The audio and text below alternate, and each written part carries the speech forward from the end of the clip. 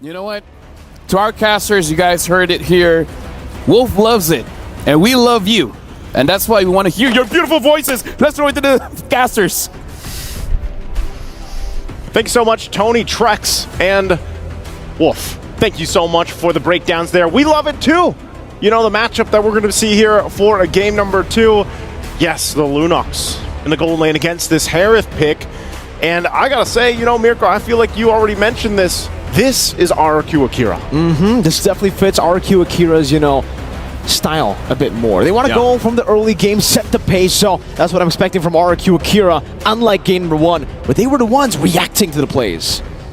Well, we're going to jump into it, Land of Dawn. Again, game number 2, as we get loaded in. We're going to find out if FireFlux Esports will be able to cap out the series with a 2-0, which would do some interesting things to Group A. Or can RRQ Akira get that point that they need here to 1-1 this series? But right now, things fall into place, of course. I love to see it. TNZ has that Warcry emblem on this Roger. We've seen this time and time again, man. How many times have we seen Roger be successful in the jungle with Warcry? The damage potential is absolutely insanity. And not to mention Sunshine, you know, Lunox in the magic department is going to provide a ton of burst potential that can come through already. We can see this. Some early aggression. Apex 47 off a massive game in the previous one.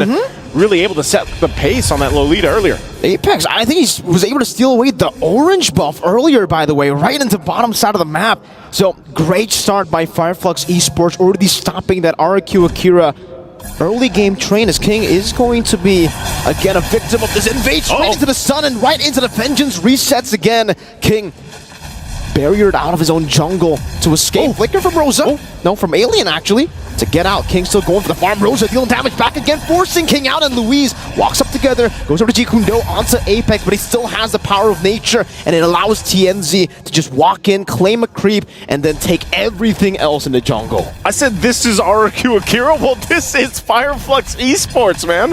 Talk about just aggression on this side of the map, really just trying to get any lead that they can, and actually delaying King is enough for them to kind of accomplish that. We'll see how they kind of play around with that first. TNZ has a very little minor lead against King from RRQ Akira. Turtle's now up, so I would say they did enough. Shield Unity straight into the Purify, doing a lot of damage on the Lagusta, but now with one right dash, they will be able to claim that kill. It's first blood over to RRQ Akira. But you can see for TNZ in the bottom lane, instantly on the cross-map play, straight into the orange buff as well. So King, he's going to be quite far behind now. He's already 2 levels down with the orange buff. He might just be 3, bro. Yeah, this is not the experience you want to have here if you are a jungler, of course. Your buff's just being taken from you. Takashi trying to help, but man, this is going to make it. He's still level 3 at this point, and TNC's level 6. King is having one rough start right now to this game, and just look at this, still going, finally going to get that purple buff. But man, talk about a delay, a successful maneuver from FireFlux Esports to deal with this. And, you know, as things kind of get situated 3 minutes in, they have full control already of the early game because of this. And they'll continue to go ahead and just live in King's jungle at this point. So now King, he's got to rely on the rest of the team from RRQ Akira to help him out. Luis is level 4 now. He has the Way of the Dragon available for him. So they could possibly punish the aggression coming out from FireFlux Esports if they're able to pull through. The fact that Lagusta got an early kill, got the first blood up top, could help them in terms of scaling with the Harith. We've seen it before. We know that Harith's damage potential is massive. But look at the play here, top side, Rosa. Apex straight into the wall, charge and a flicker right into the Lycan Pounce. King gonna be falling into that chaos damage from Sunshine. Louise tries to go over to Jikundo. TNZ dodges away from it with the Lycan Pounce. Rosa again dealing some damage. Apex goes over the sandwich play to flicker forward now from the side of FireFlux. Sagan gonna be caught right into the claws of TNZ. And RRQ Akira are forced back up top. This is this is a different FireFlux Esports than what we saw even yesterday. Very dominant in this early portion of the game. Total control as they now have, what, a 3,000-4,000 gold ahead. They're going to get this turret, tier 1. Are they going to get that last shot off? Looks like RRQ Akira keeps him at bay, keeps it alive for a little bit longer. We'll see if they can keep that there, but that turtle is now up for the taking here as we see teams both get situated. King has been able to farm up a little bit, but you can still see Apex 47 really just trying to be, you know, his nightmare in this jungle, so to speak. Apex 47 goes in once again, wants to force the retribution. Whoa, Luis goes in. They're just to back him off. They're in a tough spot. You can already see it there. Now Chaos Sunshine doing a whole lot of damage on Lagusta. Lagusta even with the and now into the wild charge. Straight into the feathered airstrike. Still with the fancy feet. Able to dodge away. Now the shield unity from King. Well played by Gusta Lagusta. Able to evade from that skirmish. That was a bob and weave, man, if I've ever seen one. You know, great play there. It was a good decision from FireFlux Esports, too. They knew that they could put pressure there. They trade, of course. They also finally get that turret on the top side. Luis waiting patiently there, but it's just going to get spotted out. He does have Flicker available and Way of the Dragon. He's going to use it. Sunshine just diving in with the brilliance as well. The DOT does its work. Now Takashi with the Black Dragon form into the back line. Three-man Petrify, but they have to Purify now as they'll be able to escape for now. King going to be caught all alone. The light compounds is enough to deal with him. And that's a 3-for-1 trade despite the big plays being made by RRQ Akira. Alien still wants to push the pressure. Man, he's so annoying on this Arlet. Yeah, time and time again. And, you know, great usage as well from Rosa, utilizing that Black Dragon form to just kind of front load at that lineup. We're going to take a look at the replay here and how this fell apart. Great setup, though, from, you know, RRQ Akira, Takashi as well, to Petrify. But look at the response here. And this is all just because of how far ahead economically FireFlux Esports is. You know, for RRQ Akira, they have time to work against this, but how do you get to that point? You know, this point of the game, you're so far behind. Mid-game is scaling hugely in favor of FireFlux Esports, and now the Skypiercer gets picked up by TNZ. Boy, the Dragon with Jikundo there with Zaman Force as well. The Chain CC to lock Apex 47 out. Apex is still able to get out with the wild charge. Now Alien gets a 3-man final slash, trying to go for some more damage. But wow, what a great escape by Apex. If FireFlux take this game, you know what at stake, right? Yes! They're all going to be 0 points. They're all going to be tied up. I think except for FireFlux, who will. No, even then, they lost 0-2 yesterday. Yeah. So Group A will legit be 0-0-0-0 if FireFlux takes this game. They're well on the way for that. Still doing the same thing here. Apex 47 just playing the game of his life right now for this Grok.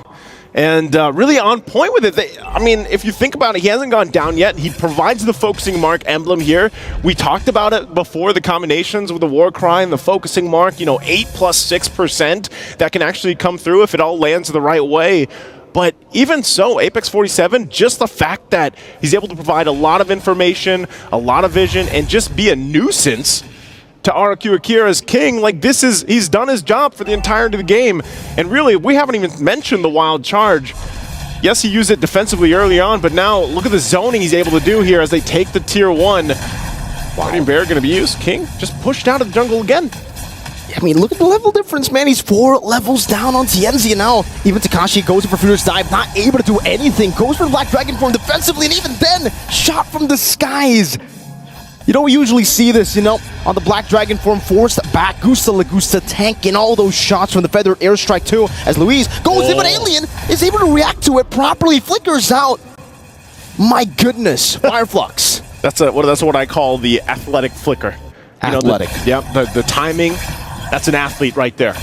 Alien on this R-Lot time and time again, able to just, you know, even if it's the final slash usage that he's been doing for the team here to set things up, or Peel has been on point, and now their eyes are set on this tier 2, and even the purple buff King, man, I just feel like he is not having a good time at all on this Baksha. Not going to see any of these buffs right now at this point. Further being gapped here in the jungle as well, so they're going to find themselves in full control once again. Still throughout this game, Lord is up. FireFlux Esports. Good way the Dragon onto TNZ, locking them down right into the Lycan pouch. TNZ still able to escape with the wild charge as well. Now trying to bob and weave, but it's going to be Takashi who finds it with the Dragon Tail. And it's great timing for RRQ Akira. Lord #1 spawns in the game, and they finally get King some space to farm. Okay, that's the small step in the right direction. They need many, many more steps to find themselves winning this game, but RRQ Akira trying to hold on here. And really, if you look at it, you break this down, you know, you're almost at the 10-minute mark. First Lord is up. RRQ Akira is down 6,000 gold. You know, they need someone to be able to front line. And that's what's the difficult part about this, because it's Takashi and Luis that has to do that because of how far behind King was. So even if they try to contest this Lord, you know, you don't really have that much frontline ability because your jungler can't even go towards it. Oh. Rosa gets the Purify down, baits on the way to Dragon out. TNZ on him, cutting him down right into the wild charge of Apex 47 to lock him out. And just like that, with one final vengeance, Alien takes him down. RRQ Akira, no Louise, and the Lord will be started up. I think it won't just be started, it'll be bursted down, melted to the ground by Sunshine and TNZ. What is the Lord health when you have this amount of firepower right now? And like I said, oh, final slash. Displacing King, no wild charge here to follow it up, so does seem like for FireFlux, it's just a little bit of poke to try to distract them, and TNZ gets the purple buff as well. Still 5 levels ahead of King. 5 levels ahead. You know, unfortunately for King, he's just been dismantled in this game at this point for FireFlux Esports. And he looks like he actually wants to go for Sunshine. He's doing quite a bit of damage now. And Luis is going to try to time it properly to go for the Jikundo. He doesn't risk it though. Sunshine will pop the Purify too, just in case he does go for that. And for both teams now resetting again, FireFlux have the Lord in the bottom lane, so they can just go for a siege. But technically for RRQ Akira, they have pretty good wave there, right? They got a Farsha. Yeah, they have, and I mean, even to the extent to the Harith, right? So they should be able to be okay for this first Lord pushing in. They might lose the tier 2s just because they can't go too far forward from their base, otherwise they're going to get collapsed down on. So they'll go ahead and give the orange buff to Gusta Lagusta. They get ready for this base defense, and we'll see, you know, 8,000 gold ahead right now for FireFlux Esports. They're going to push it in under the turrets. They want to fight. The shields are going to pop for now. Lord, though, has to be dealt with. Look at that, how Apex just walked in towards the base turret. And now with the first Lord, they're actually going to try their best to go for even more.